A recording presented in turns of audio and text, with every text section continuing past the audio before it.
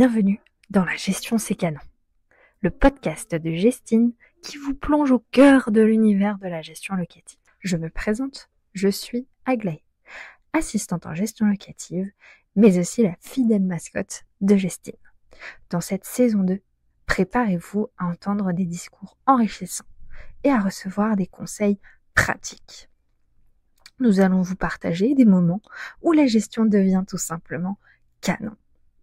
Que vous soyez des professionnels, débutants ou aguerris, ou simplement désintéressés par le métier. Rejoignez-moi pour découvrir des aspects essentiels de la gestion locative. Alors sans plus attendre, commençons. Bonjour à toutes et à tous. Merci de nous rejoindre pour ce 4e épisode de la saison 2 de la gestion c'est canon. Et pour ce numéro, j'ai le plaisir de recevoir une nouvelle invitée. Bonjour Ludivine. Bonjour Aglaé. Merci de nous faire l'honneur de ta présence pour parler de gestion des contentieux. Ludivine Perrin, tu évolues aujourd'hui dans le domaine spécifique de la gestion locative et ce, depuis 3 ans maintenant, après près de 6 ans en tant que clerc expert chez un commissaire de justice que l'on appelait autrefois huissier. Alors que grand nombre d'entre nous fuient les conflits, tu es la personne sur qui l'on peut compter en cas de dossier complexe. Car même si dans le meilleur des mondes, on vivrait une gestion sans conflit, ces derniers peuvent tout de même être variés et intervenir à tout moment. En tant que gestionnaire juridique et des contentieux chez Gestine, tes compétences et ton savoir-faire sont précieux dans la résolution des problématiques entre propriétaires et locataires. Tu maîtrises l'exercice d'équilibriste entre fermeté et empathie. Aujourd'hui, tu acceptes de nous partager tes conseils pour une gestion des contentieux au top. Est-ce que tu aimerais rajouter quelque chose à cette introduction? Ah non, pour moi, elle est parfaite. Merci Aglaé. Génial. Alors sans plus tarder, je te propose de commencer par comment est-ce que tu définirais la différence entre précontentieux et contentieux en gestion locative? Et comme le préfixe pré se met avant le terme contentieux, ça veut dire qu'effectivement, il y a une partie avant la phase contentieuse et une partie après. Donc l'idée, donc le précontentieux, ça va être toute la phase où on va tenter de trouver un accord, essayer de trouver des solutions et puis surtout communiquer. C'est à ce stade-là où en fait on essaie de rentrer en contact avec le locataire pour connaître par exemple les raisons de l'impayé, pourquoi il a cessé de régler. Ça peut être effectivement un souci de vie, mais enfin voilà, moi je dis toujours, je suis pas Madame Soleil, donc si on ne m'appelle pas pour me le dire, je peux pas l'inventer. Oui. Donc voilà, moi je trouve que cette phase-là, elle est très importante parce qu'en fait, on va pouvoir en fait éviter la dégradation de la situation et effectivement, on passe à la phase contentieuse quand on a tout simplement un échec de la phase précontentieuse. C'est-à-dire que quand on n'est pas arrivé à rentrer en contact avec le locataire, alors qu'il le veuille ou qu'il ne le veuille pas, hein, le locataire, hein, parce qu'on peut avoir un retour, mais qui serait inefficace. Donc voilà, pour moi, c'est l'absence de communication à cet endroit-là. Et donc, quand on est sur la phase contentieuse, après, il y a une procédure qui se met en route. Et malheureusement, quand on est dans l'engrenage, si le locataire ne réagit pas non plus à chaque étape, parce que pareil, à chaque étape, il y a des délais. Et ça permet effectivement, à chaque étape, pour le locataire, de reprendre contact et d'arrêter d'aggraver sa situation. Oui, de trouver au plus simple une solution amiable pour éviter de s'embourber dans un conflit plus massif. Mais c'est ça, c'est exactement ça. Et quels sont les impacts concrets d'un contentieux, à la fois sur le propriétaire, mais on imagine sur le locataire aussi? Donc, les deux, effectivement, sont impactés. Côté propriétaire, moi, je dis toujours, il y a une triple peine. La première peine, c'est une perte sèche qui est financière. Donc, première sanction, puisqu'il n'y a pas de loyer qui rentre. Vous avez la seconde sanction qui est que quand on n'a pas d'assurance, donc pas d'assurance garantie loyer impayé, ni Visal, vous avez les frais de procédure à avancer, double peine. Et la triple peine, pour moi, elle est là, c'est quand le locataire effectivement sort et on est face à des dégradations locatives. Et donc là, le propriétaire doit remettre en état son logement, soit pour la vente, soit pour le remettre en location, parce que voilà, c'est pas parce qu'on a une mauvaise expérience avec un locataire qui sont tous tous pareils. Donc moi, voilà, je dirais que voilà, il y a la triple peine, on va dire, sur le plan financier. Et puis après, bah, il y a on va dire, l'impact moral où là, généralement, les propriétaires sont très anxieux, très stressés, ils ont pas de visibilité, compte tenu de la longueur de la procédure. Ils n'arrivent pas à visualiser ce qui va se passer. Ils envisagent toutes les possibilités, ce que j'entends, parce que du coup, ça les rassure aussi. Mais d'un autre côté, c'est très compliqué, moi, de leur donner une perspective et surtout une issue. Parce que je ne peux pas à l'avance définir ce qui va se passer.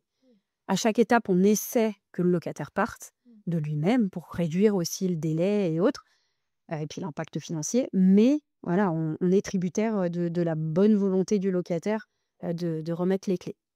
Et d'où le fait que comme la procédure, elle est très longue, on est là pour accompagner le propriétaire, dans le choix stratégique, et également en fait, donc quand je dis, «nous», hein, c'est aussi bien l'agence en local qui, elle, va rassurer comme il a le contact, avec le propriétaire et nous effectivement, enfin en tout cas moi au niveau du service, j'y vais avoir plus on va dire, une vision, neutre et globale, du sinistre, tout simplement et leur expliquer, voilà, comment ça va se passer. Alors moi, j'aime bien fonctionner par étapes.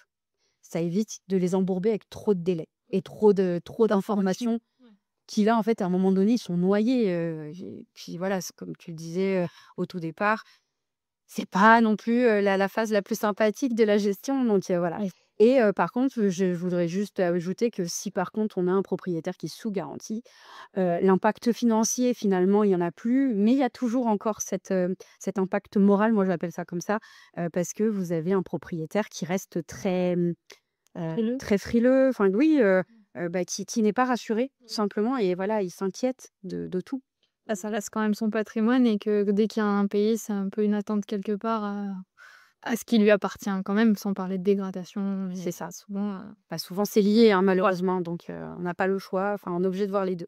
Oui. Et puis effectivement, bah, du côté, locataire, mine de rien, la procédure d'expulsion, c'est quand même une procédure qui est, moralement difficile. On expulse quelqu'un, en fait, on enlève la personne du domicile, domicile en droit, il est très protégé et heureusement, mais voilà, c'est quand même une action qui est très lourde de conséquences. Un locataire, a priori, ça n'a pas l'air de les déranger, Ouais. parce que voilà, il y a souvent on va dire des profils qui font que, ils ont une vie tellement compliquée Oui. que, l'expulsion, c'est comme si c'était monnaie courante pour eux. Oui. Voilà, quelqu'un, lambda, il va en être malade. Après ça, ça dépend vraiment de la personne et d'où le fait que cette procédure soit, tellement, invasive. C'est pour ça qu'on a des délais qui sont extrêmement longs pour, comme je le disais au tout départ, pour laisser à chaque étape la possibilité au locataire d'arrêter cette situation et de partir de lui-même. Oui, parce que, souvent on imagine qu'un locataire ne paye pas parce qu'il en a pas envie et flemme, alors qu'en fait un impayé, c'est pas seulement parce qu'il en a pas envie de payer. Oui, effectivement, c'est vrai que les impayés, ils ont ils peuvent être motivés par plusieurs raisons, et l'accident de vie, moi j'appelle ça comme ça, l'accident de parcours, on peut aussi l'utiliser comme ça. On a un changement de situation, un divorce, une séparation, malheureusement une perte d'emploi, bah, ça crée effectivement un déséquilibre dans la vie du locataire, ce qui peut engendrer effectivement, une raison d'impayé. Hem, donc c'est ce que j'expliquais, mais si le locataire prend immédiatement contact, ça passe. Et puis, bah, après voilà, on parlait aussi juste avant, de la mauvaise foi. Alors moi, quand j'entends mauvaise foi, c'est tous les cas où le locataire, peu importe la raison, hein, de l'impayé, il ne va rien faire pour sortir de cette situation. C'est vraiment la politique de l'autruche. Non, non, je ne vois pas, je ne vois pas, je n'entends rien, je me cache. Sauf que c'est pire. C'est vraiment pire, à ce stade de faire quoi que ce soit. J'ai justement le cas d'un où, il estime que comme le propriétaire n'a pas fait les travaux en temps et en heure, donc quand il est sorti, donc moi je lui ai bien rappelé qu'il avait quelques sommes à régler, ce à quoi il m'a répondu: «Vu les travaux et la longueur que ça a mis, j'estime que je ne paierai pas plus». Voilà, j'estime que j'ai Justice faut exactement. Sauf que, ben, ça ne fonctionne pas. Que oui, le délai peut-être a été long, mais malheureusement, on est tributaire aussi des artisans. et donc concernant le professionnel, quels sont les impacts concrets d'un contentieux, sur le gestionnaire? Alors, je pense qu'il y a quand même une partie de stress lui aussi, hein. Il y aura effectivement un impact moral. Souvent, certains me disent: «Ouh là là, mais comment ça va se passer? On en est où?» C'est vrai que voilà et puis ils accompagnent effectivement le propriétaire dans les démarches. Mais je pense que le plus fort sentiment qu'ils doivent, ressentir, enfin en tout cas moi c'est celui que je ressens, c'est finalement on a un total, sentiment d'impuissance et d'échec. Parce que quand bien même on aura pris, toutes les garanties nécessaires donc si le propriétaire, voilà, ne vous souhaitez pas prendre de garantie de loyer impayé ou de VISAL, on va quand même s'assurer qu'il a la solvabilité, nécessaire pour entrer dans le logement. Mais même avec tout ça, on a quand même une situation d'impayé, donc on peut se sentir aussi un petit peu responsable, quand bien même, en fait, c'est pas écrit sur le front de la personne et on ne pourra pas anticiper, du comportement du locataire par la suite. Donc je pense que c'est vraiment des impacts moraux sur le gestionnaire. Oui, Voilà. puis comme tu parlais des accidents de parcours, en fait, même si la solvabilité, elle est nickel à l'entrée dans le logement, ben, demain, on n'est pas à l'abri que le locataire ait cet incident de parcours qu'il n'a certainement pas voulu. En tout cas, on lui souhaite de pas vouloir ce genre d'événement. Donc derrière, ça se répercute sur le propriétaire, mais aussi sur le gestionnaire. Est-ce que tu peux nous donner un exemple typique de situation qui dégénère en contentieux? J'en relève plusieurs, notamment, lorsqu'on a un problème technique dans le logement, une ascension, de mécontentement, qui peut dépasser même l'entendement. Il y a aussi effectivement, maintenant, les contestations de dépôt de garantie où quand même on reçoit beaucoup plus de contestations de la part des locataires. Alors, pour certains points, ça peut être à juste titre, quand, nous, on nous demande, de retenir telle ou telle, retenue, quand bien même on est déjà informé, l'agence et le propriétaire que selon nous, la retenue, nous paraissait pas suffisamment justifiée. Mais là encore, comme c'est le propriétaire qui a le dernier mot, on suivra toujours son point de vue. Mais voilà, c'est vrai qu'on remarque là-dessus, il y a beaucoup d'impayés. Mais si on veut rester en fait sur la situation d'impayés, en fait, le cheminement, c'est un locataire qui va avoir un retard de paiement et qui ne fait rien. Donc ce que je disais, politique de l'autruche, on attend que ça passe. Sauf que le problème, c'est que le silence, du locataire va entraîner la méfiance du propriétaire et une perte totale de confiance par rapport à lui. Donc il y aura plus rien qui va passer. C'est les prémices. Oui. Ça va être plus compliqué après, de pouvoir relancer la communication. Donc par la suite, du coup, il y aura une relance, qui sera faite au locataire, alors qu'il soit téléphonique, mail ou même recommandé. Et là encore, soit on a un locataire qui nous répond, totalement, de manière évasive en nous disant: «Oui, oui, mais je vais vous payer bientôt». Oui, alors on n'a pas de date. Alors moi, souvent, je demande: «OK, c'est quoi bientôt?» Oui, Ce à quoi souvent on me répond, des fois par des dates un peu, à proximité. approximatives en me disant: La fin de la semaine». Sauf qu'à la fin de la semaine, on n'a toujours pas le paiement. Voilà, donc on ou pas de réponse. Donc là, pour moi, en fait, on serait dans les mêmes cas, hein, une réponse évasive ou pas de réponse. Ça va encore engendrer, on va dire, une méfiance de la part du propriétaire et donc quand on attend, on arrive finalement sur le deuxième mois d'impayé. Ouais. Donc là, pareil, le propriétaire, va être, comment dire? Je pense batailler entre deux sentiments. D'un côté, bah, quand même, on me doit mon loyer donc je fais bien aussi quand même de relancer et de l'autre, ah oui, mais quand même, je vais peut-être pas en arriver là. Donc il y a quand même une petite bataille aussi, et donc à un moment donné, le propriétaire va réagir par l'envoi, donc généralement, on envoie un commissaire de justice OK. et là, réaction du locataire, il se ferme, il se braque, il devient agressif même. Mmh. Normalement, il est en tort, mais c'est souvent, bah, voilà, c'est la réaction humaine, hein. Oui, On essaie de remettre la faute sur les autres, c'est ça. et du coup, à ce moment-là, il y a réellement une rupture, de communication entre les 2, et c'est là où on a effectivement l'escalade vers le contentieux.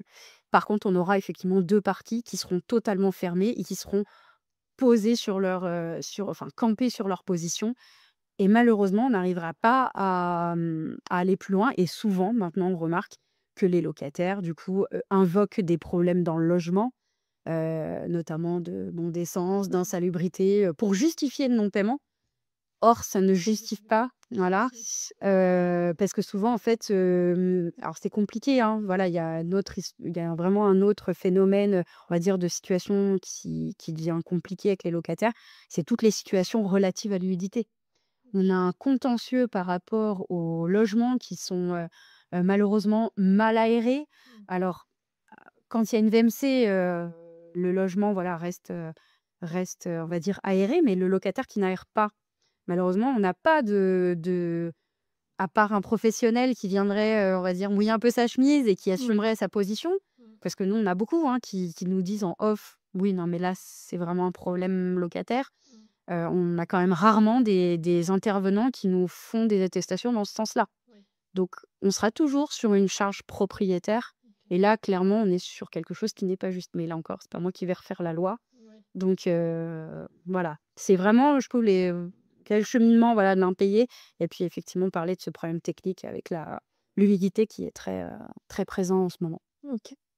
Oui et puis là, il y a le vrai rôle de médiateur déjà du professionnel de l'immobilier qui est pas toujours simple, même si après derrière, il y a des vraies instances de médiation qui peuvent jouer leur rôle. Oui, mais effectivement, lui, il est là pour, essayer de rétablir le contact, Oui, entre les ça 2. s'envenime de trop. Voilà, exactement. Quelles sont, selon toi, les meilleures pratiques pour éviter justement d'en arriver à cette situation, d'escalade du contentieux et compliquée à gérer derrière? Et ben, tout d'abord, sur le côté locataire, moi, je pense que, voilà, il faut, immédiatement parler. C'est-à-dire que dès qu'on a un problème, on informe immédiatement l'agence, en disant: «Voilà, j'ai un problème» et il s'explique. Oui, moi, j'irai jamais demander, le même jusqu'au justificatif, hein, qui j'estime fait partie de la sphère privée. Mais par contre, quelqu'un qui va prendre les devants et de lui-même, voilà, on va lui laisser quand même le bénéfice du doute à première vue.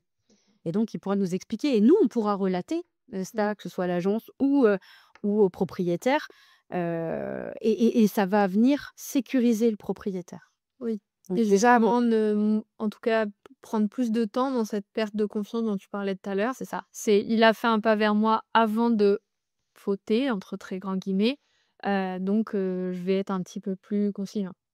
exactement, ça va souvent de pair, hein, parce que voilà, quelqu'un qui va venir et qui va nous expliquer très honnêtement, Oui. ça va passer tout fait. Et puis effectivement, bah, suite à ça, le fait de prendre contact, il va demander un échéancier. Oui. À charge quand même pour lui de respecter le plan, parce que s'il n'est pas respecté, voilà, ça montrera une petite mauvaise foi ou voilà. Après, pareil, un locataire qui va nous appeler, «Je ne suis pas en capacité de pouvoir vous le régler». «OK, pourquoi? Et à quelle date dans ces cas-là, vous pouvez le décaler?» Et après, on peut pas non plus rester comme ça éternellement, parce que là, on serait un peu dans le schéma de tout à l'heure, où on laisse s'installer finalement un impayé et on reviendrait en fait à la situation initiale, qui engendre vers le contentieux. Et puis effectivement, il y a la possibilité, de demander des aides sociales. Moi souvent, je vois en fonction de ce qui peut être raconté par le locataire, parce que enfin, c'est quand même beaucoup d'écoute, hein, quand on est, à ce poste-là. Je suis pas assistante sociale, par contre, j'entends la détresse. Oui. Par contre, je ne serai pas là pour les aider, à trouver, des aides ou autres. Je les renvoie vers des professionnels qui sont, bien plus, chevronnés que moi là-dessus et souvent, voilà, je leur dis: «En fonction de la situation, vraiment, prenez contact avec une assistante sociale. Elle sera en capacité de pouvoir vous aider et même, vous aider à gérer de manière, parce qu'il y a des personnes qui ne savent pas gérer aussi leur argent, hein. Oui. Voilà, on a des solvabilités bonnes, mais on ne connaît jamais le taux d'endettement.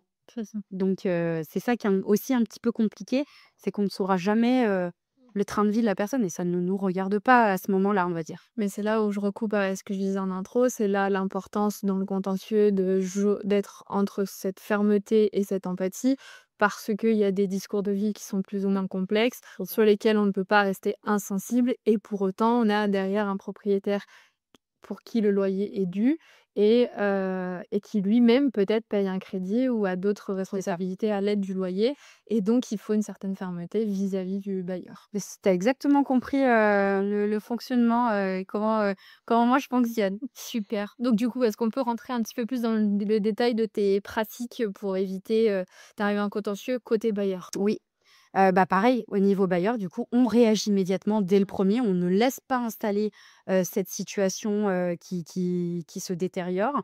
On relance régulièrement le locataire, quitte à envoyer une mise en demeure. C'est pas grave, il vaut mieux voilà, faire ce qu'il y a à faire et acter les impayés plutôt que de laisser traîner tout ça et que ça se détériore au fil du temps. On peut essayer effectivement de trouver un accord, mais là, pour les deux parties, hein, ça convient effectivement. Euh, le plus dur, c'est d'arriver à satisfaire les deux intérêts, Oui. comme on disait. Donc là, c'est là où c'est compliqué.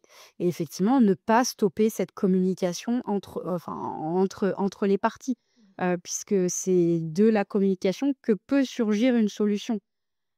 Dans certains cas, ça ne fonctionnera pas, mais en tout cas, on peut toujours le tenter.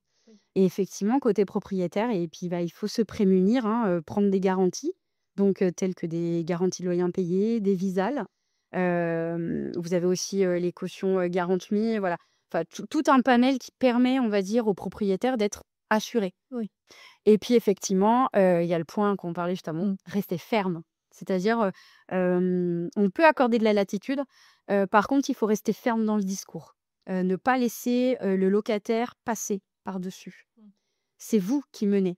Alors oui, vous êtes tributaire du fait qu'il paye et de sa bonne volonté, mais il faut rester quand même lui expliquer qu'il a signé un bail avec des obligations et il doit les respecter. Oui, ça fait partie du contrat. Exactement.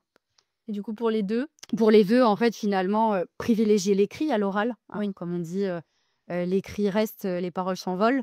tout à fait. Donc il vaut mieux toujours faire des écrits, quand bien même ça soit par mail, par SMS, WhatsApp, peu importe le système, mais en tout cas de l'écrit, Oui. parce qu'au moins on a des preuves. Et puis effectivement, on le disait, hein, pourquoi pas tenter dans ces cas-là, quand il y a un petit problème de communication, de s'orienter vers une tierce personne et aller sur de la conciliation ou de la médiation. Ça peut permettre de débloquer aussi des fois un malentendu, puisque souvent, alors, pas dans l'impayé, mais on va dire des fois, il y a des petits malentendus qui se créent et ça crée des tensions par la suite. Et puis effectivement, conserver une communication cordiale. Ne pas s'énerver, c'est plutôt compliqué. Poli, exactement. C'est pour ça que j'utilise le mot cordial. Et à quel point la sélection du coup des locataires en amont, mais également la rédaction donc du contrat de location, peuvent limiter ces risques de contentieux? Et ben, sur la sélection, d'abord, on va dire qu'un bon dossier générera généralement moins d'impayés. On va dire qu'un bon locataire, ça générera toujours, on va dire, un locataire qui va payer à temps, qui va entretenir le logement, et qui va communiquer. Oui. Donc c'est, quand on dit, sélectionner le locataire, c'est déjà prendre l'intégralité des pièces de solvabilité pour vérifier que, tout est cohérent. Voilà, la cohérence du dossier. On va vérifier effectivement la solvabilité grâce aux pièces. C'est bien aussi des fois de vérifier aussi, l'employeur, un petit peu se renseigner sur la personne qui va rentrer. Ça nous permet d'avoir on va dire un beau paysage du locataire, Puis s'assurer de la véracité aussi des documents. exactement. Malheureusement, on a quand même beaucoup de faux dossiers, donc il faut faire très attention avec ça. Et puis, il y a des petits critères comme ça, que moi j'aime bien, mais par exemple, quand, un dossier nous envoie les pièces en intégralité, rapidement, propre, parce que j'ai déjà eu des pièces où, voilà, je me rappelle d'une agence qui m'avait dit, où il y avait un dossier qui ne passait pas et je lui dis: «Mais tu en as pas d'autres?» Et là, il me fait, «Si, j'en ai un, mais si je te donne les pièces que j'ai actuellement, tu vas me dire: "Mais c'est quoi ce torchon?"» Et effectivement, la locataire avait rendu, des fiches de renseignement, pleines de gras.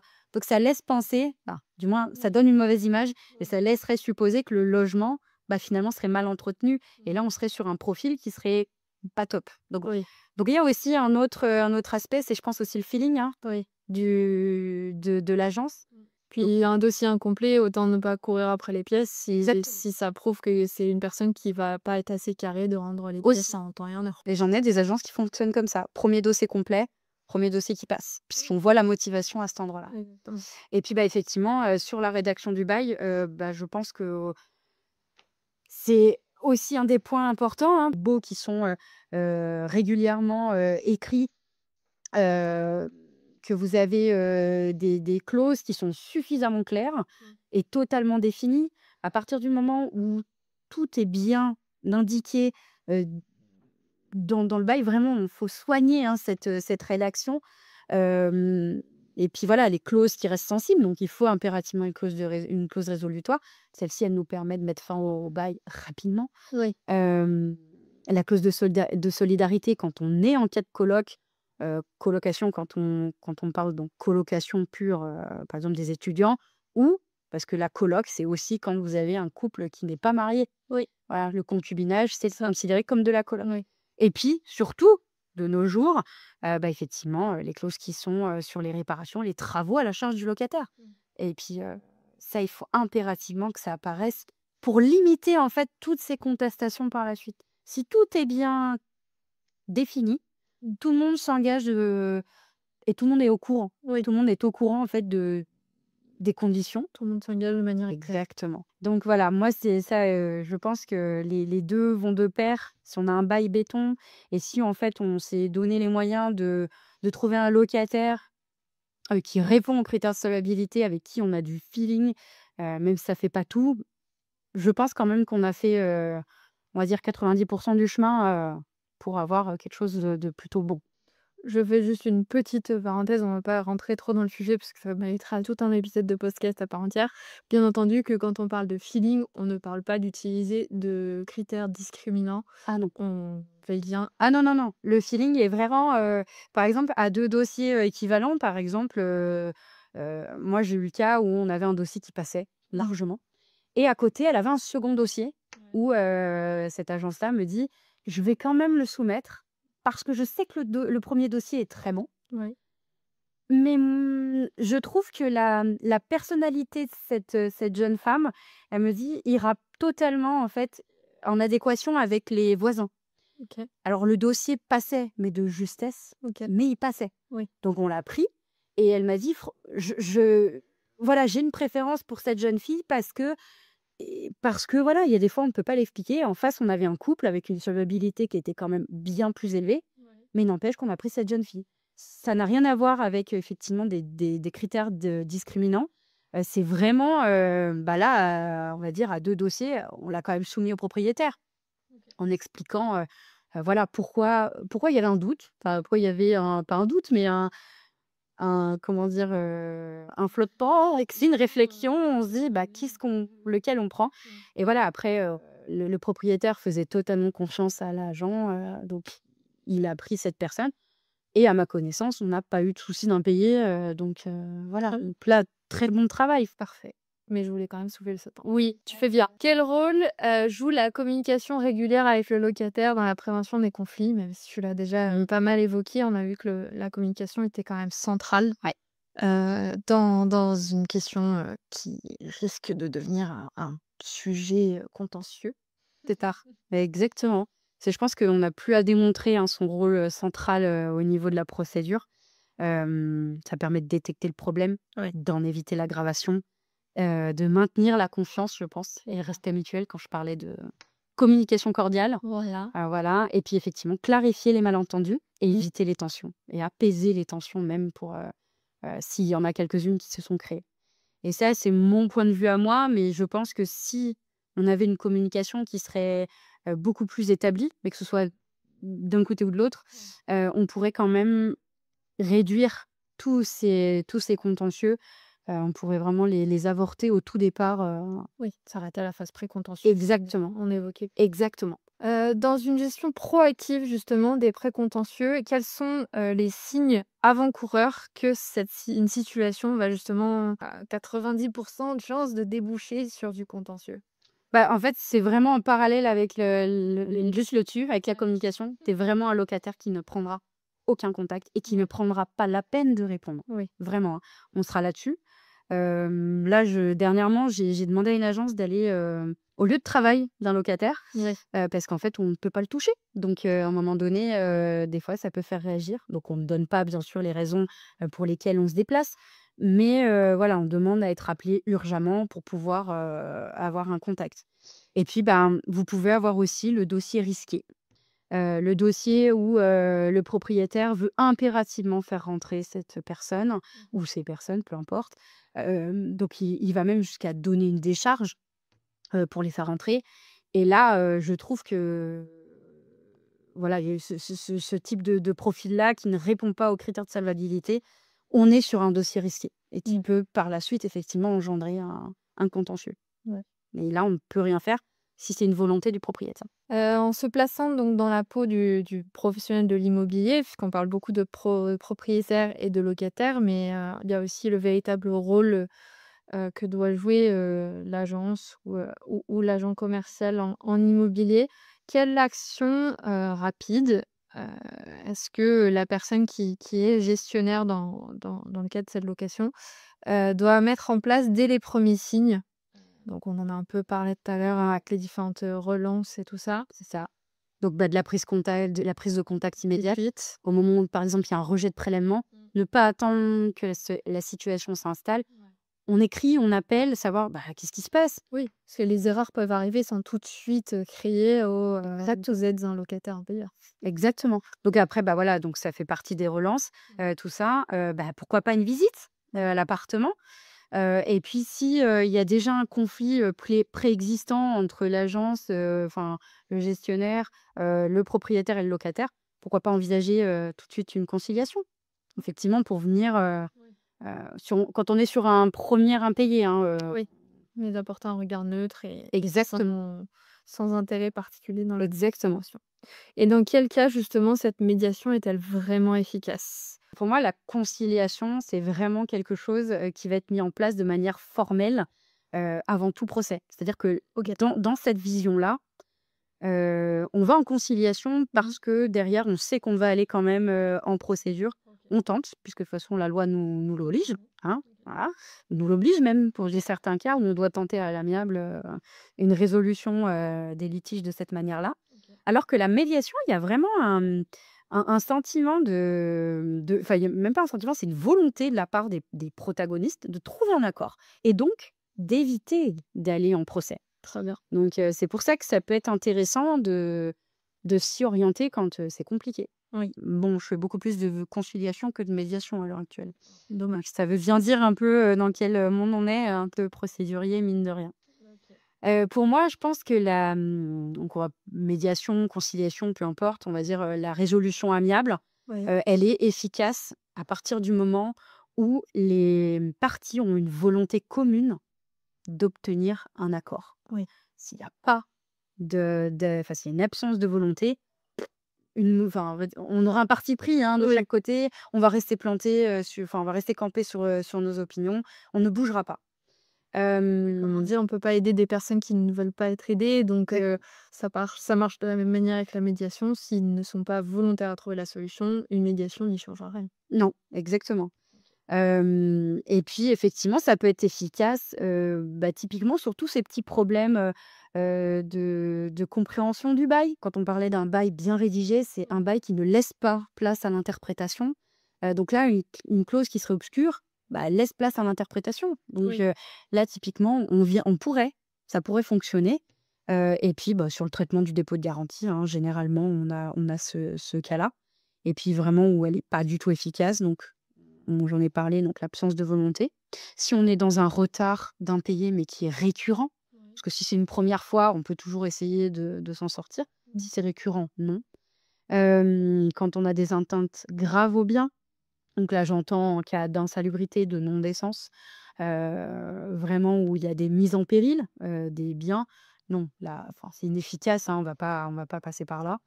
Et puis, malheureusement, vous avez, enfin moi en tout cas, j'ai pu constater depuis quelque temps, des conciliateurs qui ne sont plus tellement neutres, vraiment, et c'est très compliqué. Oui. Parce que, ils ne souhaitent pas, qu'un gestionnaire intervienne, sauf que, si un propriétaire a transmis, la gestion, Oui. donné la gestion à une agence, alors oui, les actions sont personnelles, on va toujours diriger sur le propriétaire, OK, mais en fait, l'agence, elle est bien plus à même de répondre Oui. sur les contestations des locataires. Le propriétaire, il en sera informé, mais lui, il n'aura pas agi. Oui, donc il a délégué sa gestion, donc il n'a pas son nez dedans comme peut l'avoir le gestionnaire. Ouais, et souvent, moi, j'ai remarqué, voilà, on avait des partis pris de conciliateurs, bien qu'ils aient un code, hein, de conduite, on va dire, ou de déontologie, mais on arrive quand même à des choses où, voilà, moi, je reste toujours un petit peu ébahie des réponses qui peuvent être faites par les conciliateurs et c'est dommage, puisque finalement ils grillent, une cartouche, aussi bien aux locataires, hein, qu'aux propriétaires, donc c'est très dommage. Donc Mmh. quand on arrive, on se fait charger, et quand on répond, on nous dit: «Bah oui, mais vous répondez en droit». Alors oui, il faut bien répondre un petit peu en droit quand même, enfin, de dire qu'il y a des obligations qui s'appliquent. Oui. Donc il faut bien répondre d'où provient l'obligation. Donc ouais, c'est un peu compliqué le dialogue. Bah, concernant les étapes clés donc dans la gestion des dossiers de contentieux, quand ce contentieux est inévitable, quelles sont du coup les premières démarches qu'il faut entreprendre? Et ben, toujours, on reste sur la même logique, hein. On agit sans attendre, mise en demeure ou envoi d'un commandement de payer, pour, on va dire, acter le manquement Mmh. et puis indiquer effectivement les délais, hein, qui doivent être respectés, pour pouvoir, passer à autre chose, on va dire. Oui. Hem, donc on va, pendant ce temps-là, rassembler et sécuriser les pièces. Donc quand je dis les pièces, les baux, les choses comme ça, on va récupérer toutes les preuves écrites, Oui. dont on parlait plutôt, Mmh. de l'importance de l'écrit, Oui. puisque ça pourra toujours nous servir en cas de procédure. Oui. Et puis effectivement, on va, évaluer, les alternatives possibles. On évalue toujours à tout moment, quand bien même si on s'oriente sur un contentieux, on imagine toujours, une sortie un petit peu amiable, enfin une sortie plus ouverte. Voilà, on espère. Donc on l'envisage quand même et puis voilà, dans la continuité, on saisit le tribunal compétent, et on conseille le propriétaire effectivement de se faire assister ou représenter par un avocat. Oui. Voilà. Puis pour pouvoir avoir le plus de chances possible. Et pour, saisir du coup le tribunal ou en tout cas avancer sur la résolution du dossier contentieux, quels sont les documents sur lesquels on peut s'appuyer pour renforcer le dossier? Alors, tout va dépendre du type de litige dans lequel on est, mais principalement, on va dire que, de manière générale, on va prendre, voilà, ce que je disais, tous les écrits, hein, qui existent, SMS, mail, courrier de relance, les constats d'huissier s'il y en a, parce que, voilà, dans certains cas, trouble de jouissance, on a besoin, hein, voilà, d'un constat d'huissier. OK. Et puis après les éléments dits essentiels, voilà, le bail, les avenants s'il y en a, les annexes, Mmh. puisque quand on a des demandes, sur, la salubrité du logement, Oui. voilà, on a toujours toutes les annexes, exactement, l'état des lieux et puis, bah, effectivement, créer, enfin, l'extrait de compte. Donc ça, c'est, une des choses principales, pour pouvoir, acter le montant et Mmh. chiffrer la demande, surtout. OK, ça marche. Et est-ce que tu peux nous détailler du coup le rôle de chaque acteur impliqué, par exemple le gestionnaire, l'avocat, l'huissier? Ouais. Alors, pour moi, le gestionnaire, il ferait l'interface. Donc ça serait toujours le relais, hein, le Ouais. point de jonction entre le propriétaire et le locataire. Il peut aider aussi à prévenir les contentieux, hein, OK. comme on disait Ouais. par la communication. Oui. Il va aider à la constitution du dossier et puis il va accompagner le propriétaire aussi bien dans ses démarches Mmh. que moralement. Oui. Voilà, parce qu'il va être là, voilà, Ouais, il va lui soutien. expliquer exactement, il va être à son soutien et puis effectivement, donc ça va préparer il va préparer, la procédure. Et après donc le rôle de l'avocat, là, on est vraiment sur un rôle qui est, pur droit, donc un conseil juridique, qui lui va mettre en place une stratégie contentieuse. Bon, sur de l'impayé, c'est pas non plus une très grosse stratégie, mais Oui. voilà, il est là, voilà, pour défendre les intérêts, du propriétaire. Il va rédiger les actes, qui ont besoin d'être rendus au tribunal Mmh. et effectivement, donc il va être là pour représenter le propriétaire ou Mmh. même être à ses côtés quand le propriétaire, souhaite être présent également. OK. Parce qu'il y a certains propriétaires qui souhaitent être à l'audience, Mmh. voilà, parce que ça fait partie, c'est leur bien, hein, donc Oui, voilà. quand ils ont envie de s'investir dedans, Exactement, ils sont présents. exactement. Après donc on a un autre interlocuteur qui est l'huissier. Alors lui, pour moi, c'est quand même un des acteurs central, puisque en amont, effectivement, il rédige les actes, il signifie des actes. Mmh. Mais il est surtout un acteur principal dans la procédure, puisqu'il exécute, Oui. les décisions qui sont rendues par les tribunaux. Il peut aussi, dresser des constats, hein, quand il y a besoin. Donc voilà, c'est vraiment lui, il a vraiment pour le coup, l'huissier a un panel de compétences qui sont, on sent mon amour, hein, pour les huissiers. Ils sont beaucoup de choses et on leur demande effectivement, un travail, qui est titanesque, hein, voilà. Il y a beaucoup, beaucoup enfin, ils ont beaucoup de cordes à leur arc et je pense que voilà, c'est une profession qui mérite, qui mérite tout à fait le standing qu'elle peut avoir, malgré les temps compliqués. Et Oui. puis, Et malgré l'opinion publique, je pense aussi. c'est ça, exactement. Et puis, bah, après, vous avez le tribunal, hein. Donc là, lui, il est là pour trancher le litige, hein. Il va dire le droit, tout simplement. Hem, il va vérifier, que la procédure a bien été engagée, donc toutes les régularités, il va vérifier, en fait, les régularités des démarches. Voilà. Et puis, effectivement, il va rendre une décision qui sera exécutoire, dans certains cas. Parfait, très clair. Quels sont les délais légaux les plus critiques à respecter pour justement ne pas fragiliser une procédure?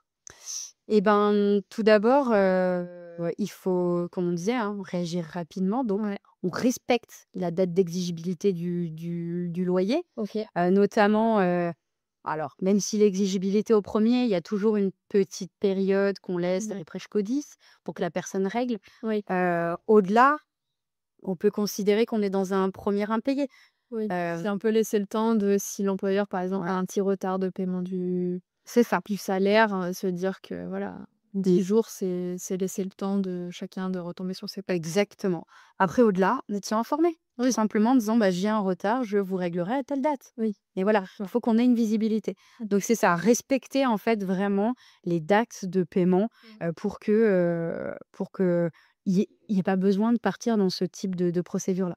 OK. Et puis, bah, effectivement, les plus critiques, moi je dirais que ce sont les délais Mmh. de procédure qui sont, il y a des délais qui sont totalement incompréhensibles. Ouais. On ne peut pas y déroger et c'est ce qui fait que la procédure est aussi longue. La OK. procédure d'expulsion, hein, Oui. elle est aussi longue. Et puis, bah, vous avez ce délai qui est posé en plein milieu d'hiver, donc qui est la trêve hivernale et qui pour les propriétaires, voilà, ne n'est totalement pas, comprise. Alors, on l'entend sur le fond, Oui. bien sûr, mais en termes, enfin, sur un point de vue procédural, c'est vraiment, une perte de temps, Oui. on va dire. Donc c'est là où on essaie de récupérer les logements de manière amiable. Concernant, les bonnes pratiques en cas de négociation et de médiation, donc si je résume bien ce que tu as dit plus tôt, on a la communication, agir sans tarder, être toujours poli, peu importe les parties et ouvert aux explications des uns et des autres Et une position ferme par rapport à et ça une aussi. position ferme Respecter bien les et ne pas, hésiter à, saisir, toute, personne compétente, que ce soit l'accompagnement du pro en IMO, que ce soit, un avocat, le huissier, le médiateur. exactement, Voilà. Autre exactement. chose ou on a globalement bien résumé? Ouais, je pense qu'on a globalement bien résumé. Est-ce que tu pourrais nous partager un ou 2 exemples concrets de dossiers où, bah, la gestion a été particulièrement efficace ou au contraire difficile? On va dire que dans les cas concrets où c'est efficace, on va plutôt résumer ça quand on a une remise de clé volontaire, tout simplement. OK. En fait, là, on est sûr qu'ici, quand il y a une remise des clés, heu, bah, il y a une volonté de s'arrêter, tout simplement Mmh. et de dire: «Stop, on arrête d'aggraver la situation, je vais passer à autre chose». Voilà, tout le monde Oui. passe à autre chose. Donc là, voilà, pour moi, l'efficacité, elle serait là. OK. Hem, on a, effectivement, bah, quand c'est très enfin, voilà, quand, des dossiers qui ne se passent pas très bien, ben, c'est voilà un locataire qui va cumuler des retards de paiement, Mmh. qui adopte des comportements qui sont totalement inappropriés avec les voisins. En fait, il va cumuler tout ça. On va avoir, bah, effectivement un signalement, par exemple à l'ARS, là j'en ai un en tête, où, le locataire en fait très clairement a, détruit l'appartement, a arrêté le système de VMC, donc bah, il y a plus de ventilation mécanique. Ouais. Donc ça pose problème. Le logement pourri Mmh. puisque, bah, du coup Puis ils aèrent pas beaucoup, mmh. donc voilà. Et oui, le signalement, ben, du coup, il est effectivement, validé puisque quand on rentre, il y a de la moisissure. Ouais. Mais on a un dossier qui est complètement, enfin, nous, on a pour le coup un dossier complet, enfin, sur lequel en fait, on indique bien, que c'est pas du fait du propriétaire, que c'est pas faute d'avoir essayé d'envoyer, des intervenants pour pouvoir agir. La personne n'a jamais ouvert la porte.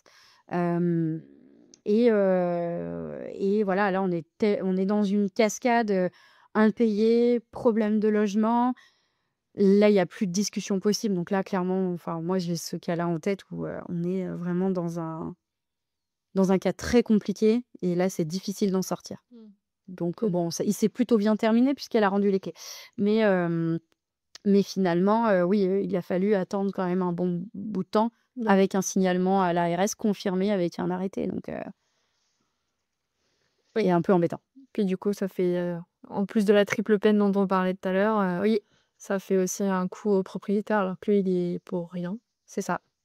Pour terminer, si tu donnais un conseil, essentiel à un professionnel de l'immobilier pour mieux gérer les contentieux, pardon, lequel serait-il? Alors pour moi, je pense que j'ai quand même un peu réfléchi, parce que ça fait un moment, que je Mmh. me pose la question de comment on pourrait, enfin quel conseil à donner? C'est compliqué, hein.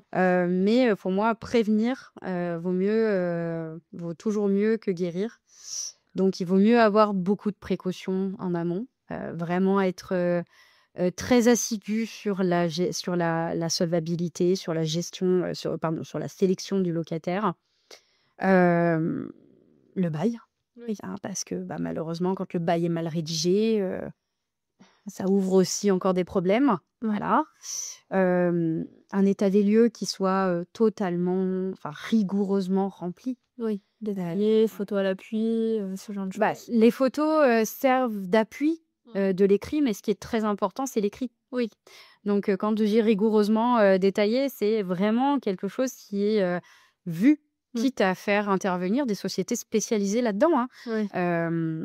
Ou des commissaires de justice, hein, qui sont aussi spécialisés pour faire des procès-verbaux.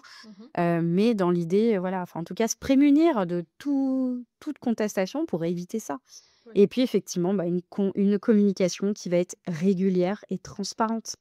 Notamment quand il y a des écrits, bah, tout le monde a la même chose. Oui. Malheureusement, quand on se parle par téléphone, on peut dire une version à l'un, on va dire une seconde version à l'autre. Et puis il y a aussi l'interprétation, le souvenir, C'est plein de ça. choses qui vient, envenimer ou changer la vérité que chacun a sur Exactement. la situation. Grosso modo, pour, résumer ce point-là sur le conseil, c'est qu'aucun contentieux ne se ressemble ou quasiment pas, donc il y a pas de recette magique Non. et donc pas un conseil qu'on puisse donner, mais justement cet ensemble que tu viens de dire, vaut mieux prévenir que guérir. Sélection du locataire, rédaction du bail, état des lieux détaillé et communication régulière et transparente. Un dernier point. Bah, ça rejoint un petit peu la communication, mais là, Ouais. effectivement, la traçabilité, hein, le fait que ce que je disais, ça rejoint avec la communication. Oui, Le fait que, tout soit par écrit, parfait. c'est archivé, daté et Oui. on peut pas remettre en cause ce qui a été écrit. Oui, plus compliqué, à se défendre quand les preuves sont là. Exactement. Super. Eh ben, merci beaucoup Ludivine pour cet échange, détaillé et passionnant. Eh ben non, merci à toi, Aglaé, de m'avoir, permis, de m'exprimer, sur ce beau sujet qui est le contentieux. C'est ça, tout aussi passionnant que complexe, comme j'aime bien dire, de la gestion locative, mais la gestion du contentieux n'y échappe pas. Merci à toutes et à tous pour votre écoute. Nous espérons que vous avez apprécié ce nouvel épisode de la gestion C'est canon. J'espère que les conseils de Ludivine vous ont permis de dédramatiser ce sujet et même vous aideront certainement dans la gestion du contentieux. Retrouvez-moi dans le prochain épisode qui portera sur l'optimisation de la fiscalité des bailleurs. Parce que l'investissement locatif implique une gestion de la fiscalité, je recevrai un spécialiste pour détailler ensemble ce sujet.